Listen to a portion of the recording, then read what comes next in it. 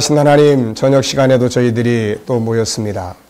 성령과 말씀으로 은혜 입혀주시고 지혜와 총명을 주시며 하나님의 형상을 가진 우리의 참모습을 오늘로 내 안에 굳게 새겨갈 수 있도록 역사하여 주시옵소서. 아멘. 예수님의 이름으로 감사하며 기도하옵나이다. 아멘. 아멘.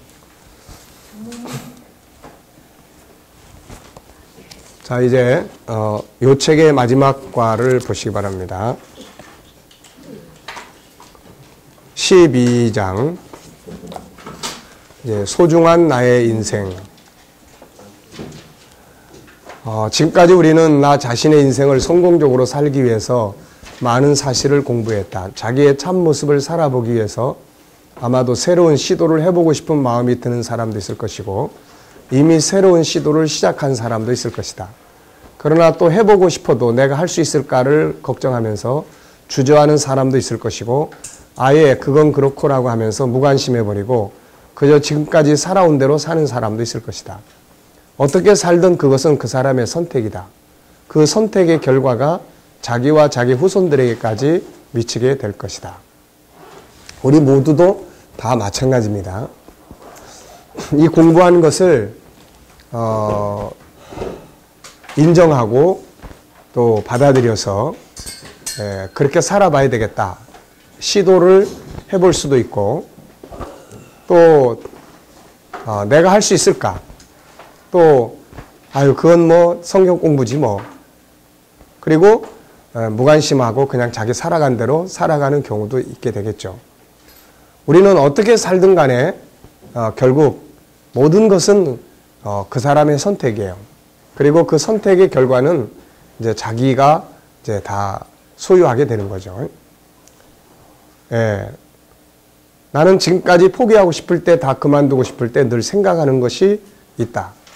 지금까지 살아온 내 인생이 억울하고 한 번밖에 살지 못하는 내 인생이 너무 아쉽고 그래서 다시 도전하고 달려가고 있다. 그리고 무엇보다도 오프라 윈프리의 선언이 늘 마음에 걸린다. 아주 멋진 고백이죠. 하나님이 나를 존귀한 존재로 보내셨는데 내가 내 인생을 아무렇게나 살아서 안 된다고 하는 하나님과의 소중한 언약의 이야기다. 예수님은 이렇게 말씀하셨다. 온 천하를 주고도 자기 목숨을 잃으면 무엇이 유익하리요? 사람이 무엇을 주고 제 목숨과 바꾸겠느냐? 그분은 세상에 오셔서 자기 목숨을 바쳐주셨다. 이는 우리의 인생을 다시 살려주기 위해서다. 고통받는 인생, 수많은 상처들로 아파하는 인생들을 치료하시고 존귀하게 살게 하기 위함이다.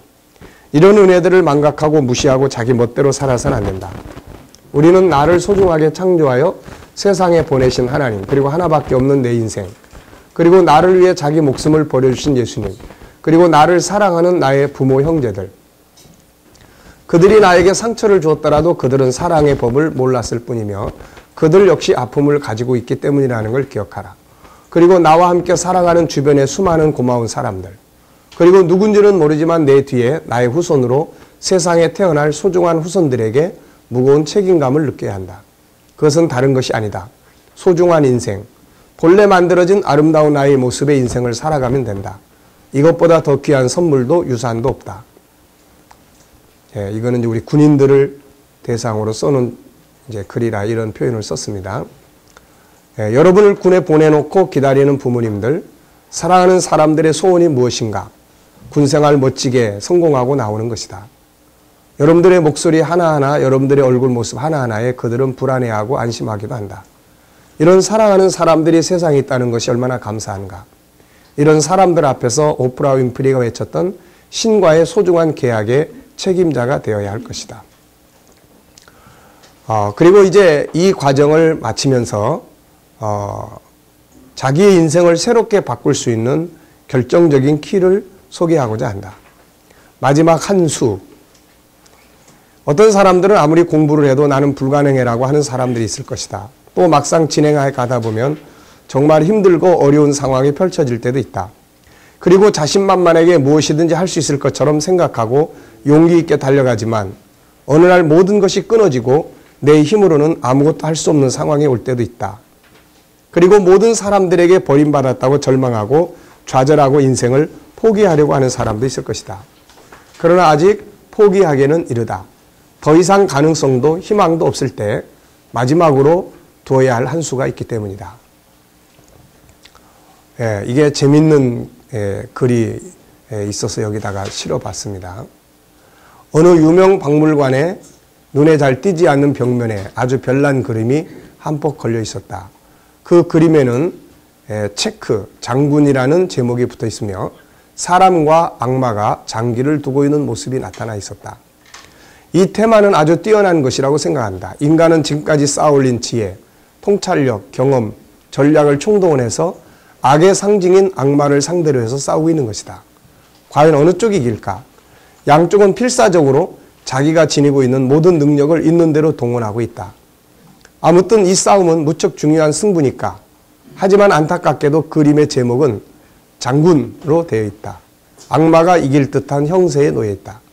악이 승리를 해서 이대로 가다가는 틀림없이 인간이 패하게 되어 있다. 인간 역시 전력을 기울이고는 있으나 바야흐로 악마가 장군을 부르고 있어서 인간은 궁지에 몰려 있는 것이다. 한 젊은이가 이 장기 두는 그림에 감동되어 오랫동안 캔버스를 뚫어지게 쳐다보고 있었다. 악마가 인간에게 장군을 부르다니 어디 될 법이나 한 말인가. 무심결에 그 젊은이의 입에서 태어나온 한마디였다. 차츰 그 사람은 어두운 심정이 되어 그림을 노려보고만 있었다. 마침내 그 사람은 펄쩍 뛰며 미친 듯이 큰 소리로 부르짖었다. 거짓말이다. 거짓말이야. 박물관에서는 그런 큰 소리를 지르는 것이 금지되어 있었기에 경비원이 바로 달려와서 그 사람을 밖으로 데리고 나갔다. 그러자 그는 다시 그 자리로 와서 그림 앞에 섰다. 한참을 바라보다가 감정이 폭발해 또 큰 소리로 부르짖었다. 다시 경비원들이 달려와 그 사람을 밖으로 끌어냈다. 세 번째로 그 사람이 또 들어오자 박물관 내 정숙을 위해서 특별 감시원이 지키고 서 있었다. 이번에는 그의 주위로 많은 사람들이 몰려들었다. 그는 또 외치기 시작했다. 거짓말이야. 거짓말이고 말고 끝장이 아니라 희망은 남아있어. 아직 한 수가 남아있단 말이야. 곁에 모이던 사람들도 장기판을 자세히 들여다보았다. 사람 쪽이 함정에 빠져서 게임에 진 것처럼 보였다. 하지만 장기를 잘 두었던 그 사람은 이제 장기판의 판국이 절망적으로 보이긴 했으나 완전한 체크가 아니라 아직 방법이 남겨져 있다는 것을 알아차린 것이다. 인류에게는 마지막 한 수가 남겨져 있어 그 한 수로 구원을 받게 된다. 아직 희망이 있다. 거기에 모여든 사람들은 모두 그 뜻을 깨달은 것이다. 악마가 인간에게 장기로 승부를 걸어 바야흐로 사람은 어쩌지도 못하는 궁지에 몰려있다. 하지만 마지막에 한 수만은 언제나 남아있다. 기사회생하는 한 수가 남아있다. 인간은 아직 희망이 있다. 이 내용은 영원히 살 것처럼 배우고 내일 죽을 것처럼 살아라 하는 책의 내용에서 나온 이야기입니다. 저는 이 글을 보면서 아주 특별한 감동을 받았어요. 우리 그리스도인들에게는 어떤 상황이 벌어져도 남아있는 한 수가 있죠. 그게 바로 하나님입니다. 하나님 안에서는 어떤 인격도 환경도 모두 다 새롭게 바뀌어질 수 있어요. 그래서 안 된다고 하는 것은 이것은 어리석은 이야기입니다. 마지막 희망, 기적은 하나님 안에 있다. 데일 카네기 이야기예요. 그래서 어려운 상황 속에서 믿음을 가지고 승리했던 이제 사람들의 이야기를 여기에 써놨습니다. 그러니까 결국 데일 카네기 같은 경우도 인간의 모든 것이 마지막 상황이 되었을 때는 마지막은 결국 신앙이다 라는 이야기를 하는 거죠. 하나님을 만나기 전에는 결코 포기하지 말라. 그분은 마지막 희망의 줄이다. 마지막 한 줄. 어떤 바이올리니스트가 있었다. 청중들이 모여있는 무대 위에서 공연이 시작되었다. 그런데 웬일인가 줄이 하나씩 끊어지더니 마지막 한 줄만 남게 되었다. 청중들은 긴장을 가지고 바라보고 있었다. 그런데 이 바이올리니스트는 그 한 줄을 가지고 연주하기 시작했다.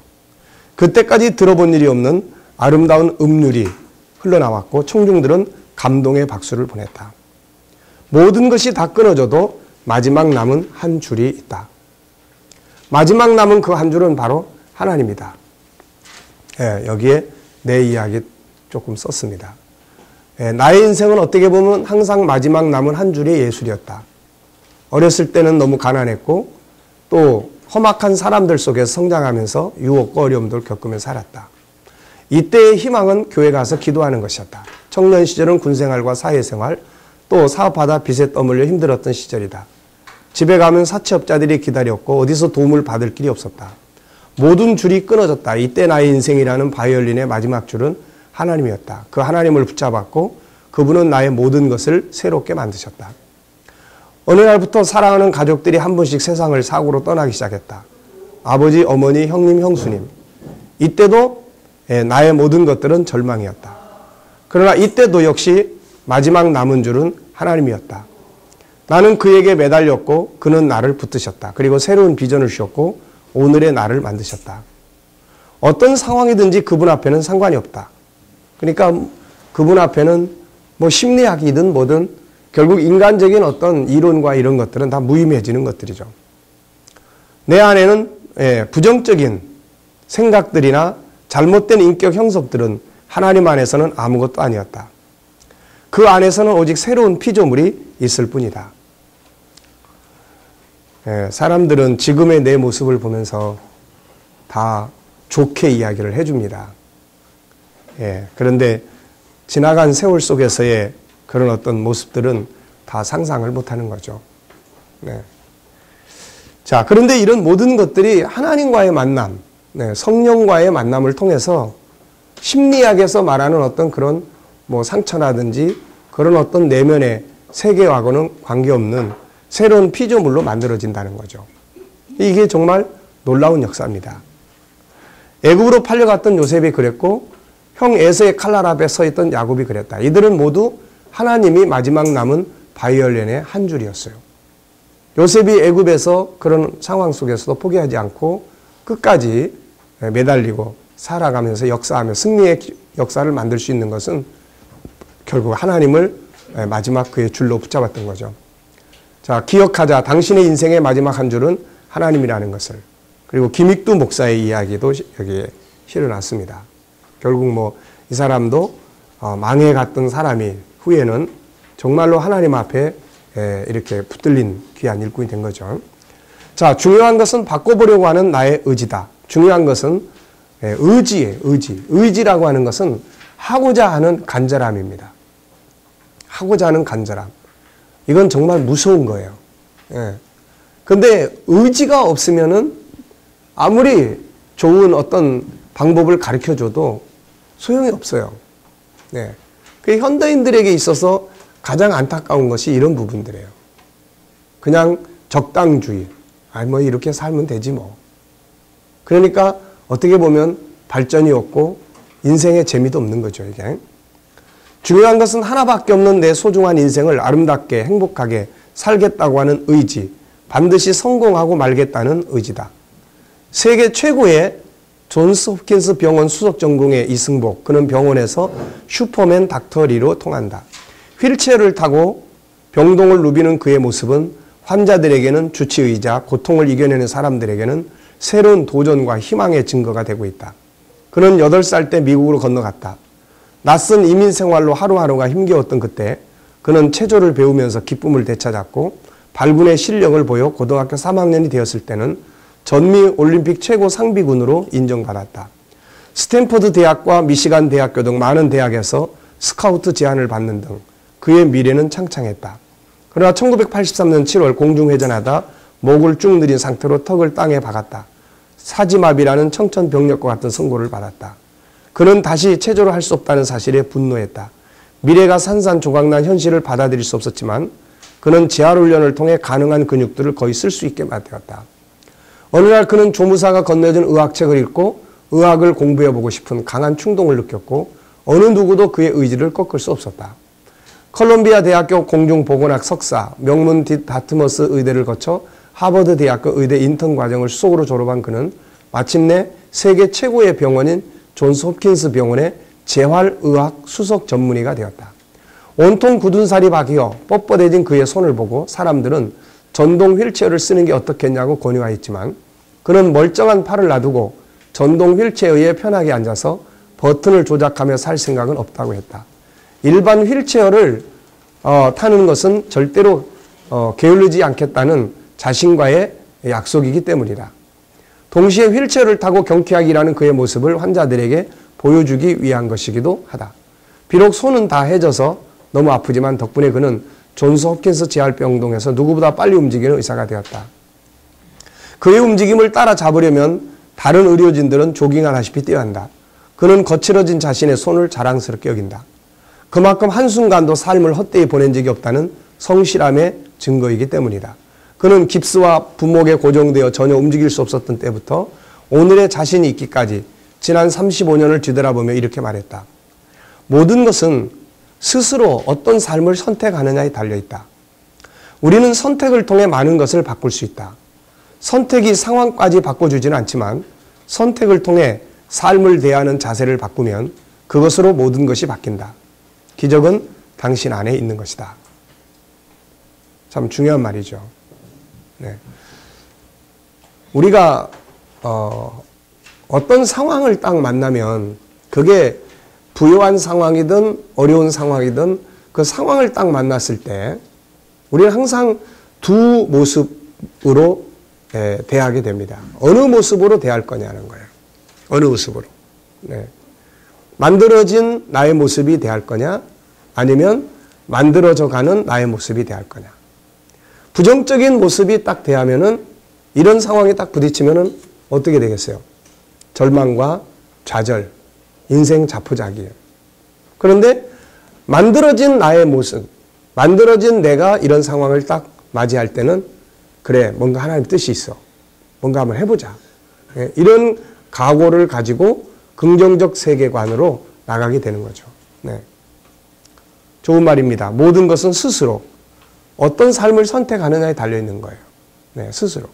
우리는 어떨 때 보면은 모든 것을 하나님의 책임으로만 돌릴 때가 있어요. 하나님이 이렇게 했어. 하나님이 이렇게 날 만들었어. 좋게 말하면 하나님의 뜻을 의지하는 거고 나쁘게 말하면 자기가 잘못 선택한 것에 대해서 하나님께 핑계를 대는 이런 경우들이 되는 거죠. 그래서 우리가 어떤 일을 딱 만날 때 누가 그 환경을 대할 거냐. 너냐 너냐. 네. 이 시간 끝나면은 우리가 한번 연습을 해보려고 합니다. 네. 자, 이대로 끝날 수 없다. 해리포터를 쓴 작가 조앤 K. 롤링. 1965년 영국 웨일즈 시골에서 태어나 엑스터 대학 불문학과를 졸업했다. 포르투갈에서 영어 강사로 일하다가 결혼했으나 곧 헤어지고 생후 4개월 된 딸과 함께 에딘버러에 초라한 방한칸을 얻어 정착했다. 배고파서 칭얼대는 어린 아기에게 우유 하나 사줄 돈이 없어 물병을 입에 물리고 울어야 했던 여자였다. 사회보장국에서 지원해주는 생활보조금 70파운드로 차디찬 마룻바닥에서 춥고 배고프게 살아야 했다. 온종일 갈 곳도 없이 어린아이를 유모차에 태우고 거리를 하염없이 거닐었던 가련한 여자였다. 어느 날 번뜩 이런 생각이 들었다. 이렇게 내 인생을 끝낼 수는 없지 않은가 하고 끝낼 수는 없지 않은가 하고 싶은 일이 있었다. 소녀 시절 가슴에 품고 있었던 불씨가 살아나는 순간이다. 글을 써보고 싶었다. 글을 쓰는 것이 어릴 적부터 꿈이었다. 이 여자는 런던 뒷골목 허름한 낡은 카페 니콜슨의 구석에 앉아 글을 쓰기 시작했다.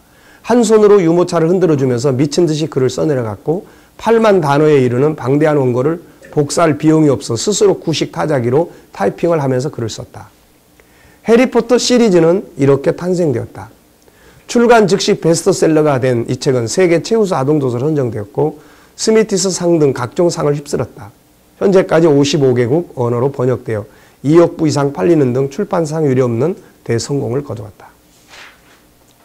전설적 맨발의 마라토너 누구죠? 아베베. 1960년 로마 올림픽에서 이디오피아의 국기를 달고 한때 적국이었던 로마의 돌블록을 맨발로 달려서 영광의 금메달을 획득했다. 그 다음 1964년 동경 올림픽에서도 또 금메달을 획득, 올림픽 마라톤 2연패의 신화를 달성했다. 그는 아베베 비킬라 선수다. 그러나 그의 화려한 경력은 우연한 사고로 인해 중단된다. 1969년 3월 비 내리는 어느 밤 평소처럼 훈련을 마친 아베베는 차를 타고 귀가하던 중 빗길에 교통사고를 당했다. 사고 발생 10시간 만에 목이 부러지고 척추가 손상된 채 발견되었다. 결과는 하반신 마비. 다시는 뛸 수도 걸을 수도 없었다. 마라톤 선수의 생명은 뛰고 달리는 두 다리가 아닌가. 그의 좌절감과 실망은 말로 표현할 수 없었다. 한때 영웅으로 살았던 그는 세월이 가면서 사람들의 기억에서 잊혀져 갔고 하늘을 찌를 듯 했던 그의 명성 또한 전설 속으로 사라져가고 있었다. 그러나 아베베는 휠체어에 앉아있기를 거부했다. 그는 운동을 포기하지 않았다. 국내외를 오가며 치료를 받던 그는 1970년 세계인들을 다시 한번 깜짝 놀라게 했다. 노르웨이에서 개최된 25km 눈썰매 크로스 컨트리 대회에 참가해 금메달을 목에 걸었고 10km 레이스에서는 특별상을 수상한 것이다. 이후에도 그는 각종 장애인 대회에서 여러 개의 금메달을 조국에 바쳤다. 그는 기자들의 질문에 이렇게 대답을 했다. 쓰지 못하는 두 다리보다 아직도 남은 두 팔을 가지고 달려노라. 많은 리더십 또 이런 정신 치료자들은 이렇게 공고를 합니다. 뭐라고 이야기를 하냐면은 없는 것을 보고 탄식하지 말고 있는 것을 보고 움직여라. 네. 그러니까 없는 것을 자꾸 보면서 나는 왜 이런 게 없나? 네. 나는 왜 이렇게 사나? 그래서 이런 것들에 대해서 탄식하지 말고 나에게 있는 것을 찾으라는 거예요. 찾다 보면은 없는 것보다 있는 것이 훨씬 많다는 것을 느끼게 됩니다. 이 세상에는 나보다 가난하고 못 사는 사람이 훨씬 많아요.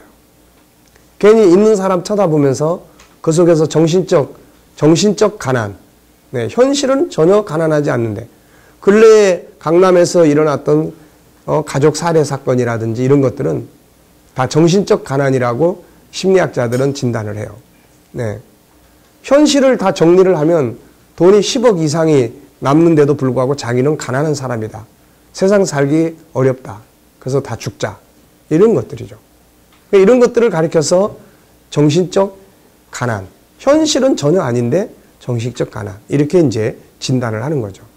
그러니까 없는 것을 자꾸 생각하고 없는 것을 자꾸 찾으면서 그것 때문에 불행해하고 이런 것보다는 나한테 있는 거, 네, 내게 있는 것, 내가 할 수 있는 거, 네, 이런 것들을 찾아서 역사하는 거죠. 자, 주님은 우리에게 일어나라고 말씀하시죠. 다시 일어나라. 네. 오프라 윈프리의 강론을 다시 한번 기억해보자. 네, 이거를 여러분들 우리 잊지 말아야 돼. 이 사람은 목사는 아니지만 창조자와 맺은 신성한 계약. 이게 뭐라고 그랬어요? 이게 뭐라고 그랬습니까? 소명. 창조자와 맺은 신성한 계약이 뭐라고 그랬어요? 언약. 그러니까 그게 뭐예요?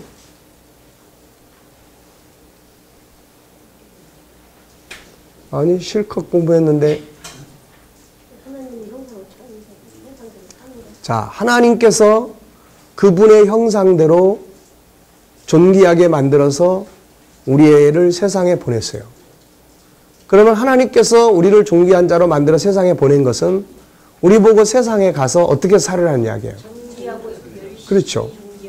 그래서 그 약속을 가지고 우리는 이 세상에 왔단 말이에요. 하나님이 우리를 존귀하게 살으라고. 예수님께서 음행하다가 붙들린 여인을 봤을 때 그렇게 살으라고 보낸 게 아니란 말이에요. 그래서 그 사람을 다시 살려내는 거예요. 내가 너를 세상에 보낸 것은 존귀하게 만들어서 존귀하게 살다가 하나님의 보좌 앞에서 만나자고 보낸 건데 네가 이게 뭐냐 이런 거죠. 그러니까 이 사람이 말한 것은 우리는 모두가 다 이 땅에서의 창조주로부터 부여받은 어떤 삶에 해야 될 소명이 있다는 거죠. 이게 그 첫 번째 기본이 바로 존귀하게 만들었기 때문에 존귀하게 살아가야 된다고 하는 이런 소명이에요. 이 사명감입니다. 이게 우리에게 있어야만 올바른 정신 상태를 가지고 책임감을 갖고 살아갈 수 있어요. 단순히 무슨 봉사하는 직분, 목사의 직분 이런 게 아니고 근본적인 거예요. 근본적인 거. 나를 존귀하게 만들어서 세상에 보낼 때 하나님이 그렇게 비참하게 살다 돌 맞아서 죽고 오라고 보낸 게 아니라는 거죠. 네. 그리고 난 다음에 그 안에 들어가서 각자가 가지고 있는. 그러니까는 흐지부지하게 적당주의로 어설프게 그냥 아무렇게나 이렇게 막 살아서는 안 된다는 거죠, 이게. 그래서 자, 창조자와 맺은 신성한 계약이 뭐라고요? 존귀하게 사는 거예요. 열심히. 어째 그렇게 대답이 다 어설퍼? 존귀한 자로 만들어줬으니까 존귀하게 살으라는 거죠. 존귀한 자로 만들었으니까 세상에서 존귀하게 살다가 오라는 겁니다. 예, 이게 바로 신이 우리에게 맺어준. 네. 우리가 옛날에 박정희 대통령 때 많이 암송했던 게 뭡니까? 우리는 민족 중리의 역사적 사명을 띠고 이 땅에 태어났다. 예. 예. 그러니까 바로 그거란 말이에요. 우리는 하나님으로부터 존귀하게 창조를 받고 이 땅에서 존귀하게 살아야 될 사명을 띠고 세상에 태어났다. 네, 이게 돼야 되는 거야, 이게. 그리고 그런 각오. 그래, 하나님 날 이렇게 만들어 보냈는데 내가 아무렇게나 살면 안 된다. 이런 자기 책임감이 필요하다는 거죠. 무슨 말인지 아시겠습니까? 네. 이게 있어줘야 돼, 이게. 그녀는 끔찍한 어린 시절이 있지만 그게 매이지 않고 자신을 보낸 창조주와 맺은 신성하냐. 이렇게 살면 안 된다. 거부하는 거죠. 이렇게 살면 안 된다. 그래서 그런 의지가 환경을 바꿔놓는다는 거죠. 다시 말하면 어두운 현실의 자기를 벗어버리고 창조주가 심어주신 내면의 자기가 살도록 한 것입니다. 그래서 그는 위대한 인생을 만들었어요. 그리고 사람들에게 그렇게 살라고 당부합니다. 당신이 이제 그 주인공이 되어보라. 신앙은 뭐예요? 골동품이 아니다. 많은 사람들이 신앙생활을 한다고 말한다. 그러나 그들의 신앙이 그들을 바꾸는데 아무런 능력도 발휘하지 못하는 경우들이 많다. 그 이유는 그들의 신앙이 그냥 가지고 있는 골동품이기 때문이다. 신앙은 가지고 있는 골동품이 아니라 활용해야 할 중요한 도구라는 것을 기억하라. 예, 신앙의 출발은 예수를 영접하는 것으로 시작한다. 그분이 당신을 변화시키기 위해서는 소통이 필요하다. 소통을 위해서 가장 먼저 할 일은 기도다. 네, 이 기도라는 것은 그분을 인정하고 그분의 도움을 요청하고 잘못된 것이면 회개하는 거다. 특히 자기 마음을 그분 앞에 토해내는 것은 아주 중요하다. 심리학적으로 볼 때 이 부르짖는 기도는 치유를 위한 아주 중요한 도구입니다. 왜냐하면은 자기 안에 있는 어떤 그 쌓여있는 분노와 증오와 이런 것들을 사람으로부터 받은 상처를 다 쏟아놓는 거예요. 이게 안에 있으면 병이 되는 거야. 화병, 뭐 분노의 병. 이 안에 있으면 이게 독이 들어있는 거예요. 독이. 그러니까 이걸 밖으로 토해내야 돼. 그래서 시편 62편 8절에는 그 앞에 마음을 어떻게 하라고 그래요? 토하라. 마음에 있는 것들을 쏟아내는 거예요. 이게 부르짖는 거예요. 막 소리를 지르잖아요. 사람이 화가 나면은 분노를 폭발시킬 때 어때요? 조용조용 합니까? 조심해 너 나 지금 화 많이 났으니까 이렇게 이야기합니까? 소리 지르잖아요. 응? 야! 너 지금 뭐하고 있어? 소리 지르라고. 그게 확 쏟아져 나와야 돼요. 그러니까 사람이 화가 나면은 화를 쏟아내야 돼요. 근데 쏟아낼 때 이제 잘못 쏟아내면 이게 골치 아파지는 거고 이걸 잘 쏟아내야 되는 거야. 그 중에 하나가 하나님 앞에 소리 질러 부르짖는 거예요. 이게. 그래서 이런 것들이 바로 심리학적 입장에서는 부르짖고 나면 그냥 시원해요. 그냥 속이 풀어져, 이게. 네. 그리고 말씀을 활용하는 거죠. 카운셀러. 네. 그리고 성령의 충만함. 네. 결론. 무엇보다 중요한 것은 말씀과 성령의 역사는 나의 만들어준 부정적인 것을 버리게 하고 내 안에 원래 만들어졌던 참 나의 아름다운 모습, 능력 있는 모습으로 살아가게 만들어줄 것이다. 인도의 평화주의자 마하트마 칸디는 이렇게 말했다. 기도가 없었다면 나는 아마도 미쳐버렸을 것이다. 이 한마디의 말은 인간에게 신앙이 얼마나 중요한 것임을 설명하는 말이다. 예수 안에서 당신의 참모습이 만들어질 것이다. 예수 안에서 아름다운 인생, 성공적 인생이 만들어지기를 간곡하게 당부한다. 자, 마지막이 너무 마음에 들었어요. 네. 지금부터 제가 예제를 이제 연극을 하면 참 좋은데 그렇게까지는 할 수가 없고 예제를 내가 딱 드릴 테니까 그런 상황이 딱 부딪혔을 때 누가 딱 튀어나오는지 한번 생각을 해보시라고요. 자, 시작합니다. 잘 준비하고 있다가 차를 몰고 가는 거예요, 여러분들이. 근데 열심히 차를 딱 몰고 가는데 앞에서 웬 차가 확 끼어들었어. 그래서 내가 급하게 브레이크를 팍 밟았어. 끽 하고. 자, 그 다음 빨리 반응을 해요. 급한 일 있나 보다. 네. 이거 아주 참 잘한 거예요. 아주 일단 놀래야죠. 예. 그렇지. 일단 딱 놀래고, 놀래고 나서 그런 다음에 이제 사모님이 뭐 이럴 때, 이제 목사님이 그렇게 이야기하는 거야. 아니야, 뭔가 바쁜 일이 있는 것 같아. 네, 이런 거예요. 실제로 그게, 이제 우리가 분노 심리 치료하는 과정에서는 그게 다 나오는 이야기입니다. 그러니까 거기서 실제로 이제 딱 했을 때 가가지고 문 닫고 이제 차 문 딱 닫고서는 어떤 사람은 야구방망이 들고 와가지고 유리창을 확 깨버리는 사람이 있어요. 그래가지고 거기서 막 맞부터 싸워가지고 경찰에 다 잡혀가. 그러니까 결국은 자기 시간 손해보고 다 손해보는 거야, 이게. 그런데 어떤 사람은 지금 그런 모습, 개념을 갖고 하는 거죠, 이게. 그러니까 누가 나타나느냐는 거야. 자, 이제 여기서 은혜 받고 집에 딱 갔더니 남편이 이제, 응? 막 무시하는 거야. 이 옆에 내가 어디 갔다가 와가지고, 도대체 뭐하고 돌아다니는 거야? 당신이 배운다고 해서 뭐 달라질 거 있어? 지금? 주여. 이럴 때 이제 어떻게, 이제. 괜찮아, 금방. 주여. 죽여주시오. 이빨을 깨물면서. 네. 네. 자, 또 상황이 이제 딱 가서 이제 또 상황이 이제 바뀌었어. 이제 비즈니스를 하는데 열심히 했는데 전화가 왔어. 여보, 큰일 났어. 사업이 부도 나가지고 내일 우리 집 담보로 다 넘어가게 생겼어. 자. 하나님의 뜻이 있겠지. 거기서 웃으면서 주의 뜻이 있을 거야. 우리 목사님께서 이럴 때 만들어진 나가 나와야 된다고 했어. 실질적으로 하나님의 뜻이 있을 안디옥에서요. 예. 불이 났습니다. 불이. 그 교회인데. 근데 진짜로 사모님, 목사님, 불이 났어요. 막 그러고 막 하는데 목사님, 하나님의 뜻이 있겠지요. 그러셨어요. 진짜로. 그러니까 이제 앞으로 여러분들이 나가가지고 이제 그 노트에다가 상황 판단을 해서 다 적어가지고 나중에 레포트로 내요. 예? 예, 나중에 다음에 만날 때 그래가지고 몇 날, 몇 월, 며칠 어떤 상황이 벌어졌는데 아까 이야기한 대로 이 부정적인 이 못된 놈, 이 잡놈이 먼저 나갔다.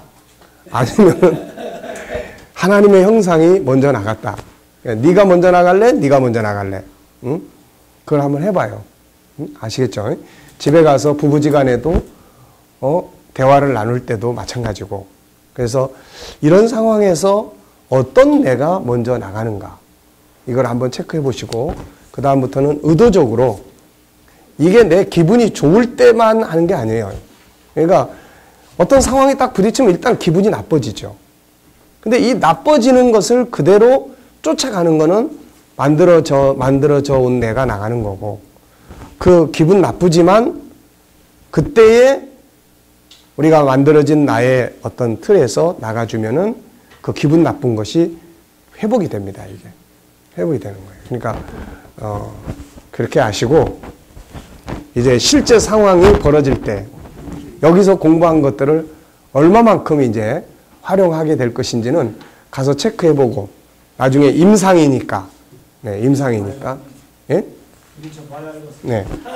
네, 부딪혀 보면은 이제 알게 돼 이제 거기서 이제 훈련이나 뭐 이제 예를 들어서 나중에 이제 여러분들이 이제 뭐 이제 이렇게 조금씩 소그룹으로 교육을 시킨다 그러면은 이제 이런 걸 통해서 이제 어떤 그 상황극 같은 거를 만들어서 좀 진행을 해보면 재밌게 또 공부할 수 있는 이제 이런 것들이 될 수 있을 거예요. 자, 요거는 이제 어떤 의미가 있습니까? 요 책은? 예. 네. 어때요? 이걸 지금 여러분들이 공부를 했는데, 예. 네. 만들어진 나를 회복하자. 그래서 만들어진 나의 모습으로. 이 책의 목표는 나를 아는 거예요. 사람을 이해하는 거예요. 예, 그래서 나를 찾기, 뭐 사람 이해하기. 예, 그래서 우선 나라고 하는 존재 또 상대방이라고 하는 존재가 이제 어떤 존재냐 하는 것을 우리가 일단 이제 여기에서 좀 구분하고 인식하고 이해하는 거예요. 그래서 요게 이제 그런 역할을 이제 하는 겁니다. 예. 자, 그리고 난 다음에 이제 요거를 이제 한번 펼쳐보세요. 이제 요 부분. 요건 이제 조금 더 다듬어야 되고 이제 해야 될 부분이 있지만은 자, 이제 중요한 게 그거잖아요. 이제 이거를 통해서 나에 대한 이해가 됐고 상대방에 대한 이해가 어느 정도 됐어요. 상대방이 어떤 존재입니까? 상대방. 네. 그러니까 상대방도 역시 하나님의 형상대로 만들어진 존귀한 자예요. 그러면서 그 사람도 역시 만들어져 온 그 사람이 있는 거야, 또. 그러니까 나쁘게 나타나면은 만들어져 온 그 사람이 나타나는 거고, 좋게 나타나면 그 사람도 뭔가 훈련이라든지 신앙이라든지 자기의 어떤 절제라든지 이런 걸 통해서 만들어진 자기의 모습이 이렇게 나타나고 있는 거예요.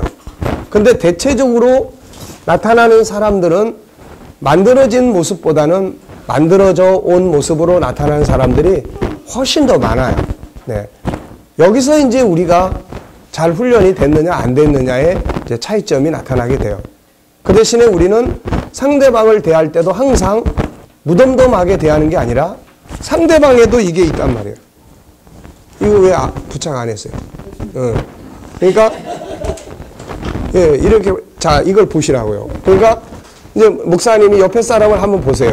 옆에 사람 쫙 보는데 옆에 사람 얼굴을 보지 말고 옆에 사람의 이걸 보라고요. 이게 한번 봐봐요. 아, 저 사람도 이런 게 있구나. 응?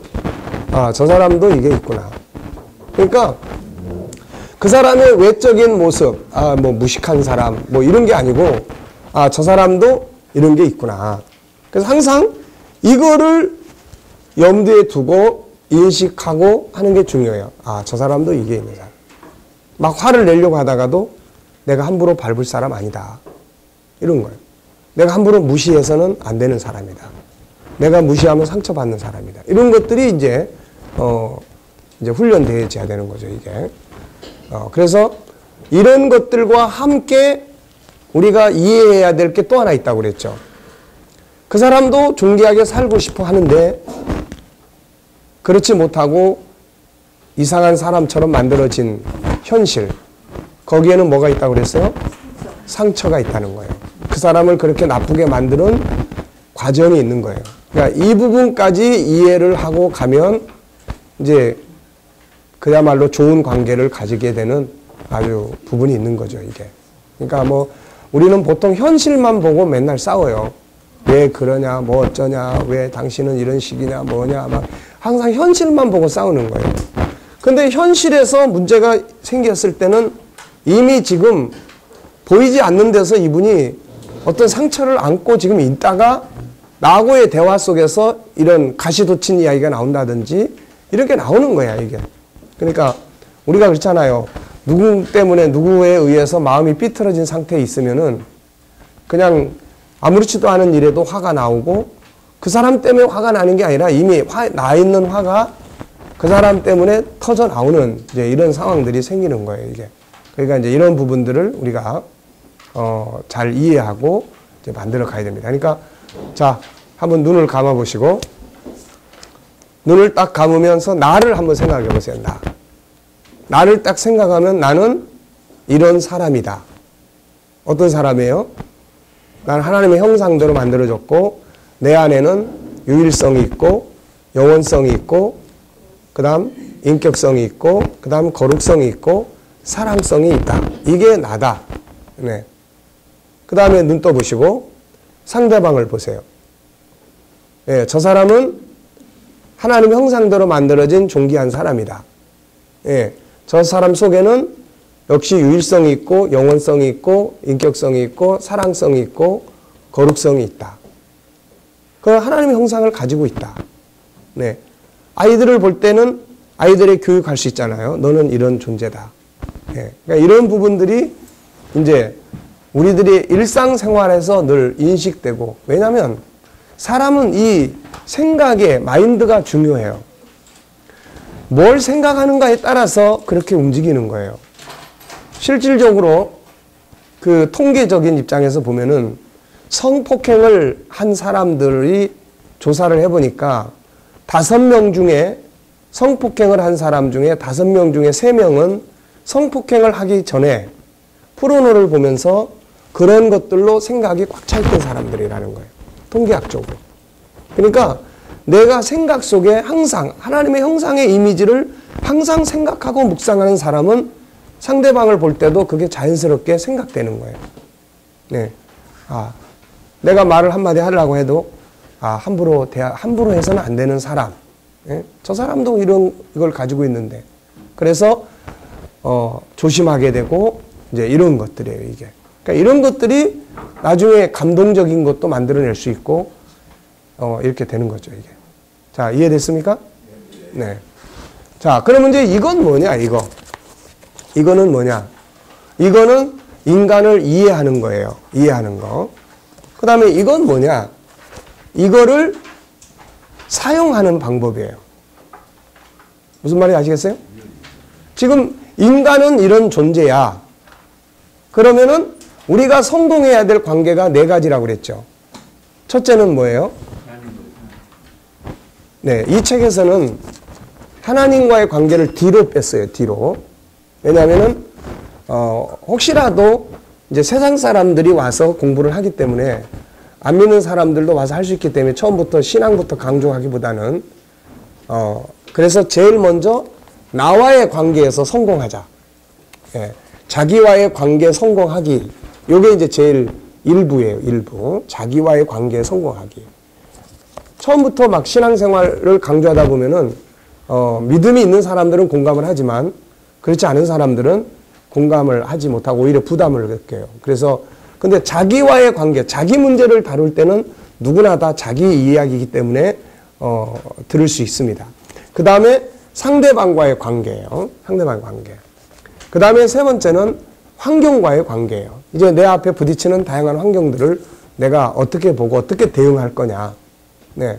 그 다음에 이제 4번째는 하나님과의 관계 성공이에요. 왜 우리가 하나님을 믿어야 되고 신앙을 가져야 되느냐. 그래서 데일 카네기의 신앙론 이런 거 하고 그 다음에 이제 메슬로의 그런 욕구론을 비교해서 창세기 1장 27절부터 31절까지의 우리 인간이 가져야 될 진정한 욕구에 대한 내용들을 이제 비교해서 정리함으로써 그래서 이거는 어떻게 보면은 신앙생활을 잘하는 사람들을 위한 것이라기보다는 신앙생활을 이제 하는 사람도 필요하지만 안 믿는 사람도 와서 그럴 수 있겠다라고 공감하게끔 이제 만들어주기 위한 그런 구상으로 가고 있는 거예요, 이게. 그래서 요거는 뭐라고요? 자기 이해. 네, 자기 인간 이해예요. 요게 제일 중요합니다, 이게.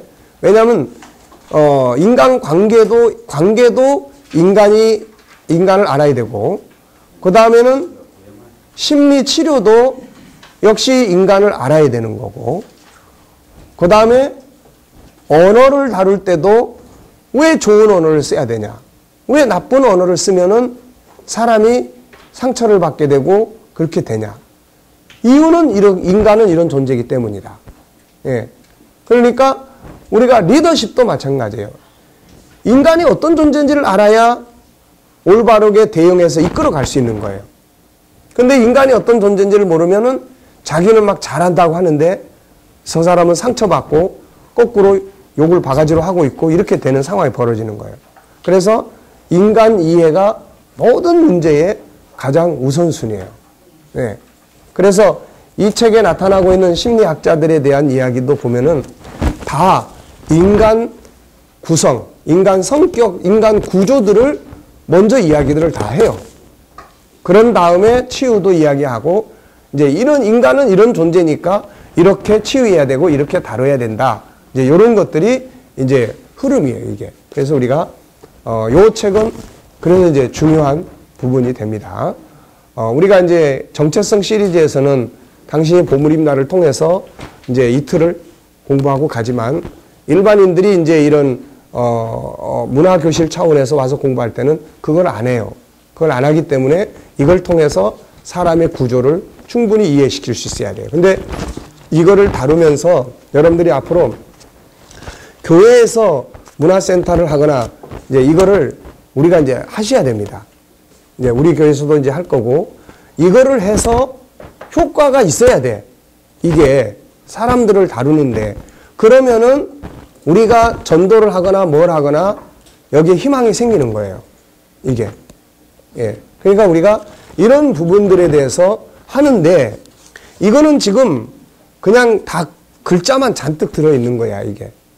그러니까 앞으로 이 책이 또 다듬어져서 그림도 들어가고 더 쉽게, 더 간략하게 정리가 돼야 된다고, 이게. 그걸 누가 해야 된다고. 그러니까 그거는 각 교회에서 해보면서 새로 또 만들어야 돼. 그리고 필요하면은 그림 같은 걸 그려서 많은 그림들을 가지고 또 그림을 만든 것을 영상화해서 예를 들면은 우리가 일부러 교통사고 차 끼어드는데 일부러 하러 간다고 그래가지고 행길에 가가지고 할 수는 없잖아. 그러면 이제 어떻게 해야 돼, 이제? 영상을 통해서 이제 그림으로 그려진 영상을 통해서 상황을 보여주는 거예요. 이런 상황에서 어떻게 하겠냐. 남편이 술에 취해서 들어와가지고 성질을 내는데 이런 상황에서는 어떻게 대처할 거냐. 자식들이 바깥에서 학교 갔다 와가지고 막 화를 내고 제 안방으로 팍 들어가고 엄마를 향해서 막 대항을 하는 상황이 벌어지는데 이때 그러면 어떻게 대응할 수 있는 거냐. 근데 이런 것들이 교육이 돼야 돼요. 실질적으로 이게. 무슨 말인지 아시겠습니까? 그래서 이제 우리가 앞으로 이제 이걸 통해서 다양한 실험들을 하면서 다양한 것들을 해봐야 돼요. 근데요, 우리가 이거를 이제 설문지 하나만 가지고 당신의 지금 살고 있는 모습 하나만 점검을 해서 써내보세요라고 해도 이건 굉장히 효과적인 거예요. 굉장히. 그러니까 우리가 설교는 일방적인 거지만 이건 이제 쌍방간에 그런 걸 통해서 이제 활용할 수 있도록 그렇게 만들어주면은 이게 굉장히 효과적입니다. 자, 그래서 이제 요 부분은 이제 이걸 활용하는 방안을 해놓은 거예요. 그래서 나라고 하는 존재와의 관계를 어떻게 해야 되냐. 좀 사이좋게 나라고 하는 존재하고 이게 좀 사이좋게 살아야 된다. 자기와의 관계. 특히 우리들은 이게 무슨 소리지?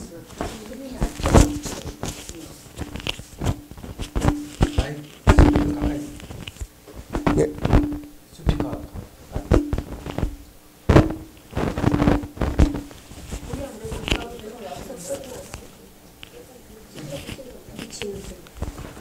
예. 자, 그러니까 보통 이제 우리는 그동안에 보면은 자기와의 관계에 대해서는 생각들을 많이 해본 일이 별로 없어요. 그렇죠? 그렇죠? 자기와의 관계가 얼마나 중요한가에 대해서 별로 그렇게 항상 남과의 관계만을 항상 중요하게 이야기를 하고 했단 말이에요. 그런데 사실은 심리학에 가서는 자기와의 관계가 굉장히 중요하게 다뤄져요.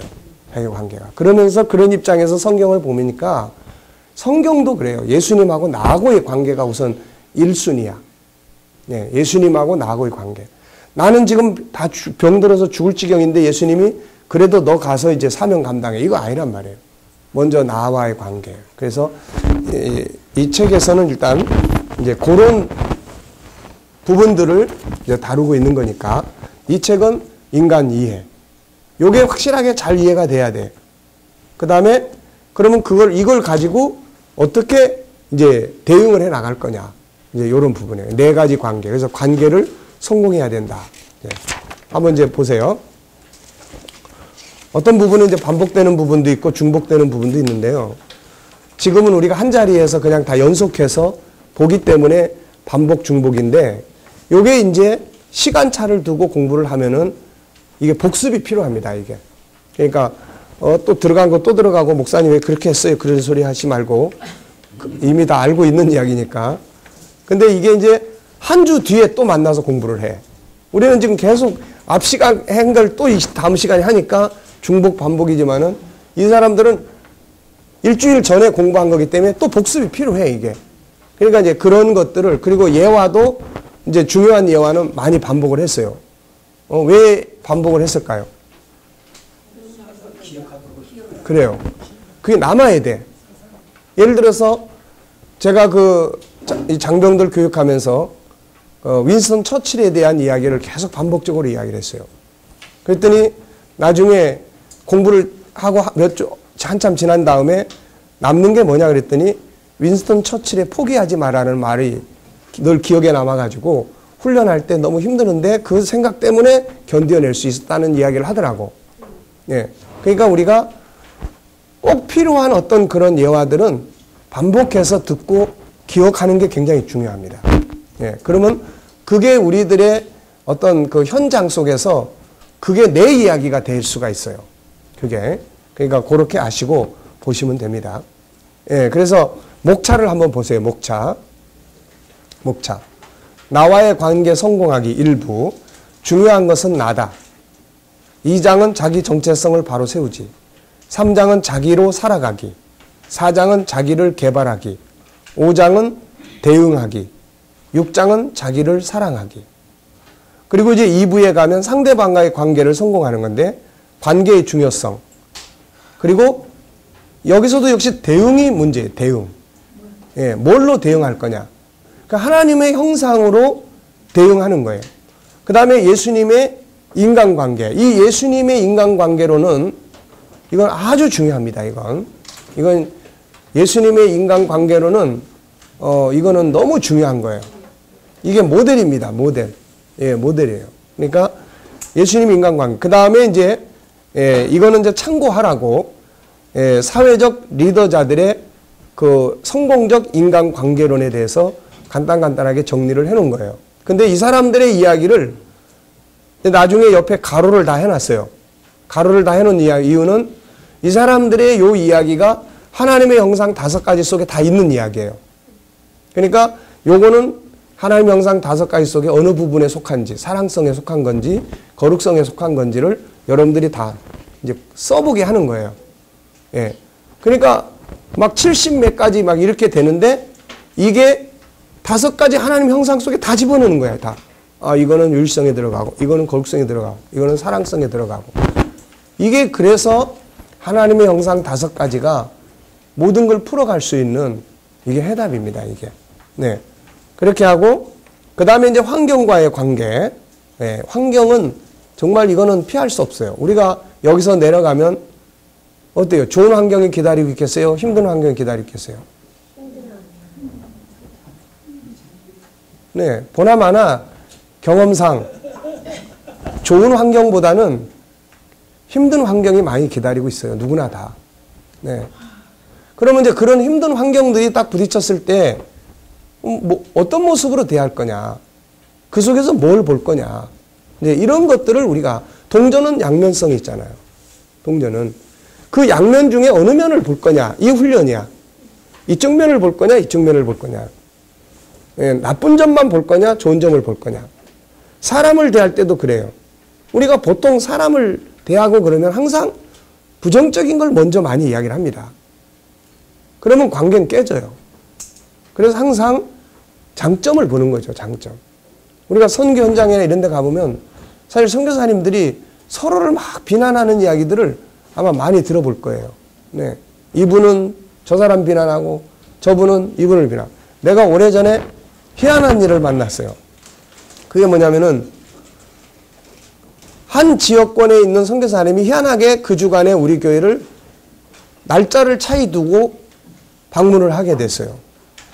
근데 먼저 오신 분은 이제 그분을 비난하고, 그 다음에 며칠 뒤에 그분은 왔는데 또 그분은 이분을 비난하는 거야. 그래서 내가 참 답답하더라고요, 이게. 그래서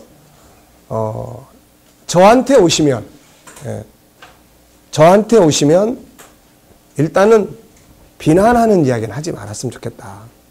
누구에 대해서도 부정적인 이야기를 안 했으면 좋겠다. 네. 그러니까 선교 현장에서 이렇게 날라오는 소식들을 보면은 그런 것들이 굉장히 많아요. 근데 부정적인 면을 보면은 이 지구상에서 일을 할 수 있는 파트너가 하나도 없다는 거 압니까? 아세요? 한 사람도 없어요. 네. 근데 그 속에 있는 그 장점, 뭔가 장점, 2단이 아니고 3단이 아닌 이상에는 그 속에 있는 어떤 장점, 그거를 보면 일할 수 있는 사람이 많아요. 같이. 근데 부정적이고 이 비판적이고 장점, 단점을 이거를 보면은 나중에는 이 사람은 이래서 싫고 저 사람은 저래서 싫고 이 사람은 이래서 같이 못하고 나중에는 다 떨어져 나가는 거야, 다. 그러니까 우리가 어떤 시각을 가지고 환경을 볼 거냐는 거야. 사람을 볼 거냐는 거예요. 네. 그러니까 이런 부분들을 우리가 성공하는 관계 성공의 중요한 비결이고, 그 다음에 이제 하나님과의 마지막 관계 성공하기예요. 그래서 이제 여기서 메슬로의 이제 욕구론을 비교해서 창조의 질서가 보여주는 하나님과의 관계. 그래서 이 창조의 질서를 보면은 인간은 하나님을 떠나서는 도저히 안 되는 존재예요, 이게.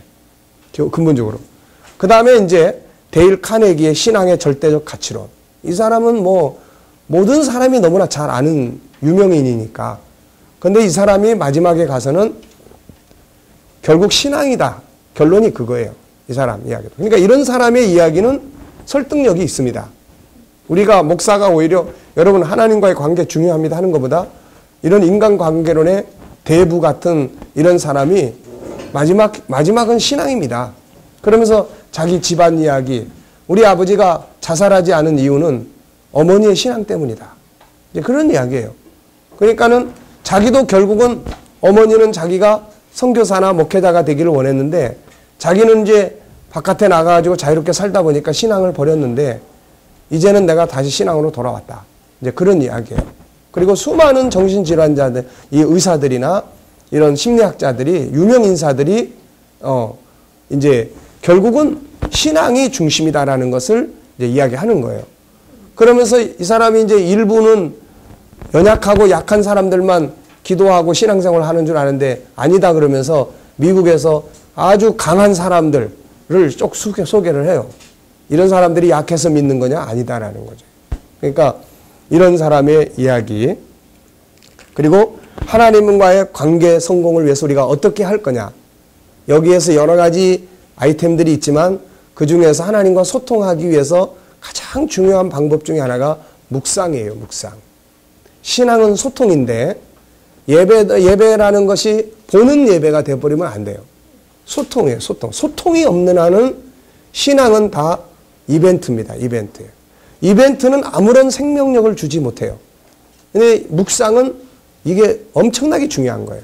그래서 여기서 마지막으로 이제 묵상에 대한 이야기를 이제 정리를 해서 하나님과의 관계를 어떻게 우리가 만들어 갈 거냐, 이제 이런 것들을 이제 다루게 됩니다. 자, 10분간 휴식하고